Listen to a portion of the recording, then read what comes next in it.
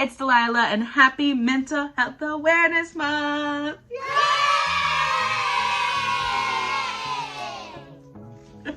You hear the crowds in the back? No, happy Mental Health Awareness Month. I am really excited to celebrate with you all. I've been on my own journey these past 2 years, and I've become really passionate about my community of Black folk and really being able to take care of ourselves and our mental health. There are many reasons why Black people could benefit from finding a good mental health professional and support in that area. So I've been posting daily videos on my Instagram, Hey There Dalyla. Follow me, and sharing my favorite tools and resources. But here today, I'm really excited to celebrate with you all. But also, while you're here, go ahead and join the Subby Club, because it's a party, and you can join the party. Without further ado, I'm gonna share 7 reasons why the Blacks need some therapy. All right, let's get into it. Number 1, it's hard to be Black, y'all. Can we just have a second and testify to the fact that it is hard to be Black? We go through so much, whether it be every time we see a Black body lost and then dismissed by our greater government that's meant to protect us, and we have to go through this whole cycle of grief trying to figure out how to work through it and still maintain our sanity. Or sometimes, look, y'all, I just get tired of code switching all day, of having to go to work and be a professional Black woman because I have to meet the standards of perfection in order to break every single stereotype that is out there. And then I have to come home and be familiar so I don't lose who I am, you know, all those different things, but trying to maintain your identity while having all these different things thrown at you that assume who you are and what you are, and trying to break them so that you can just be who you are wherever you are. And when you're going to a counseling or a therapy session, you're finally having these experiences of grief, of loss, of honestly just fear, of everything in between, of just trying to figure out who you are in the midst of all these stereotypes validated. You're told that it's real. And for someone of color to be told that their experience is real, child. So having those experiences validated is absolutely priceless. And when you go to a counseling or therapy session, it's nice for someone to say, yes, you're going through a grieving cycle and it makes sense. Your feelings are completely valid. Because y'all, we just tired of being gaslit. Number 2, cycles of generational trauma met with bad coping skills. I just mentioned that being Black is hard. To be honest, for the centuries that we've been here in America, it's never been easy. And so we just inherit cycles of generational trauma. We catch it in those conversations. I know all of you guys have had them with your parents when they're telling you, don't look the police officer in the eye. That you can't act a certain way. And the cycles start from distrusting systems. So we distrust the systems because of this generational trauma, these cycles of trauma. But then it leads that because we don't go get counseling and help, we build unhealthy ways to deal with these issues going on, that when we really need is healthy coping mechanisms, healthy ways to get through so that we're not running to food and unhealthy things, so that we're not running to alcohol, so that we're not snapping on people and having emotional outbursts, or so that because we have to restrain ourselves throughout the day so we're not the angry Black woman or man, we come home and we take it out on our family and friends and our loved ones. Building healthy coping mechanisms can allow us to be the Black magic that we've always been meant to be. One of the older people in my family, I was telling them that I was taking a break from dating. There was a guy, into him, but I need to take a step away because I really need to work on my own mental health and well-being. And she told me, and keep in mind, she's an older woman, maybe 70 or so, but she told me, you can fix yourself in a relationship, just deal with yourself while you're in a relationship. That's a good man. He has a good job and everything else. And the idea that I could fix myself in a relationship rather than learning how to deal with healthy coping mechanisms so I can come into a relationship as a whole person and not expect a man to fix me or heal me or complete me, that's an example of bad coping that we have learned, and we pass it down generation through generation. So all Black women are looking, in order to be healed, in order to be whole, we've got to find a good man to help make us whole rather than being able to be a whole being on our own. You feels? Yeah, let's break the cycles and chains. 3. If we validate mental illness, we can find healing. As a Black community, we tend to belittle people's issues and illnesses, saying, oh, Billy's just sad. He's not depressed. Sally, I know she drinks every day in order to fall asleep and gets drunk, knockout drunk, but you know, she got 2 jobs, a car, a house, so she's all right. Let her do what she wants. I know Brenda and Jerry be having all these really intense fights, and I once saw Brenda with like a black eye, but they all right. That's just how they do. That's just their thing. We gotta stop belittling the issue so we can find healing. At my lowest, I was extremely depressed, crying every morning. I had no purpose, and honestly, I reached a point of where I was just constantly ruminating on suicidal ideation and thoughts. However, the conversations I had, often when I would try to reach out for help or cry for help, I'd get, oh, you're just sad. Don't worry about it. It'll pass. Okay. Give me that weird look and just let it go rather than suggesting that I get help. And I don't hold it as people's responsibility to heal me or to know what's going on. But I did have an experience where, as I was sharing where I was at, reaching for help, I was often belittled and dismissed when I was actually at an extreme low. And it took me finally getting to a therapist or a counseling session for me to be able to call where I was at what it was. I was depressed. Oh, my thoughts about passively wanting to die and how I could easily die if I wanted to. That's suicidal ideation. And one step too far, it could have been the end of my life. It's important that we take people seriously. And when you go to counseling or therapy, you can finally find those things that we keep saying Billy is sad. He can finally be called depressed and start finding healthy coping mechanisms, or even sometimes additional support via medication in order to heal. Susie can finally start her recovery. Brenda and Billy can work on their relationship so they're not in constant domestic violence situations that risk their lives. So let's call all the different illnesses, mental illnesses, what they are, so we can actually find a way to healing. 4. For my church folks, let me tell you, prayer has support. No, but for real, if I get told one more time to pray it away, we gonna fight. I'm gonna forget my Christ. No, I'm joking. We always got Jesus right here with me. No, but for real, like I think especially for my Black folk who love the church and who love to say, let's just pray it away and Satan will be gone. Get them demons gone, right? Yes, we can pray and prayer is our strength, but oftentimes God will give us tools through our prayers that we are expected to use. I think about the parable of the talents.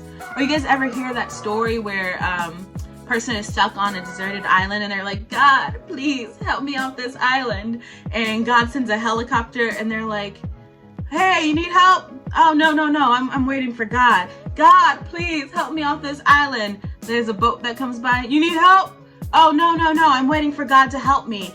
God, please help me. A life raft, whatever else resources God brings by. There's just so many different things, but we refuse it. And then we come up to God, God, why didn't you help me? Getting angry.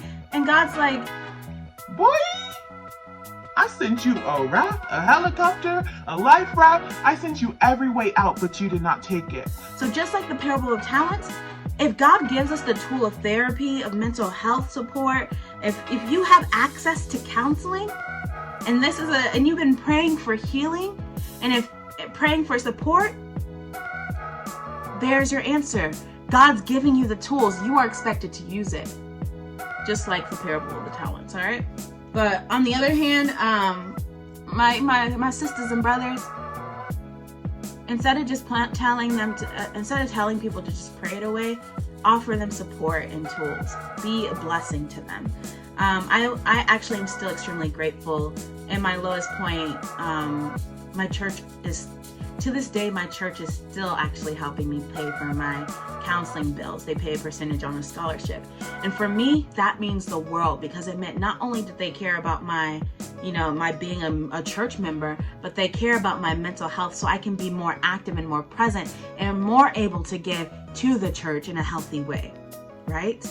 My brothers and sisters were humble enough to say, hey, I am not a mental health professional, but we do have people who are. I'm going to help you go get the help you need, rather than trying to pridefully be that help or support, or honestly just not helping at all, right? So let's help each other out and help each other reach towards the tool and reach towards the tools ourselves.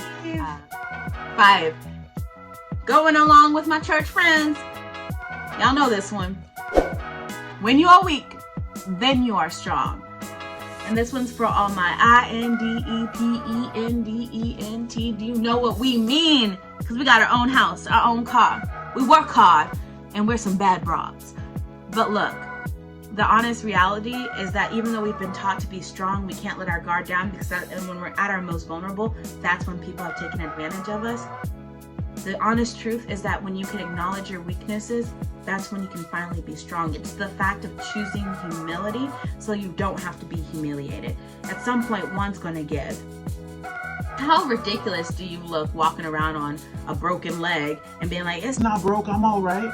No, acknowledge that it's broken and then you can get healing, right? It's kind of like anything. Like if you know where you need support and where you need help, you can accommodate to meet those needs. So if you have social anxiety, you don't gotta keep giving speeches in front of crowds. Instead, maybe you can learn until you get to a point where you can learn and you get stronger in being able to handle your social anxiety in front of crowds.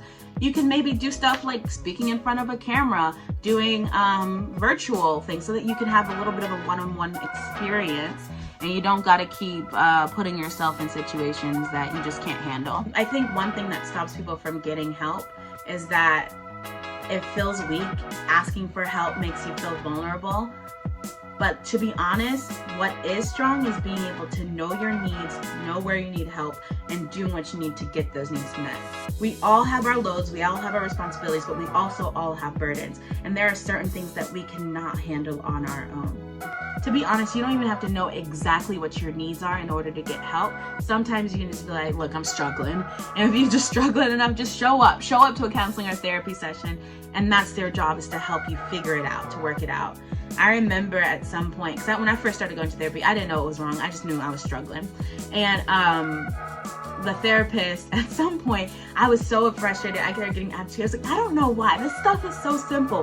Why is it so hard? Because I'm prideful, y'all. Excuse me. But I'm like, why is it so hard? It's just feelings. It's just emotions. Why do I get overwhelmed by them? And I love it. She's this white woman. She's still one of my favorite therapists I've ever had. And she goes, Sorry, did you go to school for, 5 years studying mental health and how to gain those proper tools? and I was like, no. And she's like, No. Did you work in clinical settings and be able to help people out and learn how to process through? I was like, mm-mm. And she's like, That's what I'm here for. I'm here to help you. and so you don't have to have it all. And therefore she did help me figure out stuff that I had never thought and never even associated with myself. And so you don't got to figure it out on your own. You don't even got to know what's wrong with you before you show up. That's what they're for. Let people help you. Acknowledge your weaknesses so you can therefore be strong. And there's nothing better than a strong Black person out here killing it. So allow yourself to be weak so that you can therefore accommodate and be the strongest self you can possibly be. 6. Going to therapy as a Black is a form of rebellion and resistance for those of y'all who are rebels. Look, the mere fact that we talk about mental health when it is so taboo, when we're already seen as all different sorts of crazy to say, I go to a therapist, y'all, it's a form of freedom, of release that says we can all go get help and there's no shame in it. We're reducing the shame, we're rebelling against the shame that says that, oh, it's shameful to get help. Talk to me any at least for an hour, you'll probably hear me bring up something I learned in therapy. And the reason why is the more we talk about it, the more we break the shame cycle. We rebel against these systems that have been meant to break us, that told us that we can't get help, and therefore we are able to finally heal and be the strongest versions of ourselves. Not only that, but we get to turn systems that have been meant to break us on their head, right? And so I know a lot of us have feelings of distrust with any professional mental health system. They're gonna call me crazy, they're gonna whatever. But when we go and get healing from a good therapist, not all counselors and therapists are made equal, so it is a process to find a good one. But when we show up and we find a good therapist and we're able to find healing and support, We can then turn the systems that have broken us in the past, turn them on their heads so we can end up coming out stronger, healing, better, faster, wittier, our full selves, our creative selves, the God-made image we were meant to be. And there is nothing more powerful than a Black person who is healthy mentally, physically, emotionally, and has an intelligence that is able to disrupt the systems that have very much so been meant to break us. How incredible is it that we can say, even after the ridiculous chronic stressors and trauma that we have been put through as a people, that I'm still here. Not only am I just broken and struggling, no, I am mentally well and fully capable and fully able because I have gotten the support and the help I need to get through it and got the right tools, because my tool belt is full. Like, how sick does that sound? And then we can truly run the world as we are meant to do with all of our Black magic. 7, finally, but definitely the most important in my book, is do not wait until it's too late. If you hear anything, please hear this. There is a too late, and we don't want to get there. So let's go ahead and get the help we need before we get there. You get to choose where your rock bottom is. You get to choose where it hits bottom. It doesn't have to be when, when we're at that point where there is no turning back. You get to choose. So let's get help when you first see the signs. Let's get help as early as possible. If you start noticing that you're in a cycle of depression, if you start noticing that you can't get up every day, you feel purposeless, if you figure out that you lost who you are and you just feel like you need help getting creative, get help early on so it doesn't spiral down to a rock bottom and you lose yourself completely. Let's get help before it's too late. I told my dad, I was like, we need to go to family counseling. Let's all get help. And he goes, I'm gonna get help when I can get it all together. the point is to get help when you need help, not when you don't need any help. My favorite phrase has been humility before humiliation. Get help while it's early, while you still can. And there's plenty of ways and support to get there. I'll put the suicide prevention hotline below because don't be too ashamed to get help. Guys, just please. Your life is too precious, right? So let's really take care of the life that you've been given. Like the video if you enjoyed this content, or go ahead and join the subby club and we can be in this together, because the only way we can get through this is through our community. So I love you all. Black people, go to therapy, get counseling. There are plenty of ways to make it work, and some resources I've put in the more info box below. My favorite recently has been therapy for Black girls. Also, Kati Morton has been a fun YouTuber I like watching just to casually work on mental health stuff. And just use your resources. Share favorite resources with me as well in the comments. But without any further ado, I love you all. Take care of yourselves mentally, physically, emotionally, in all the different ways. And I'll see you when we make another video. All right, bye.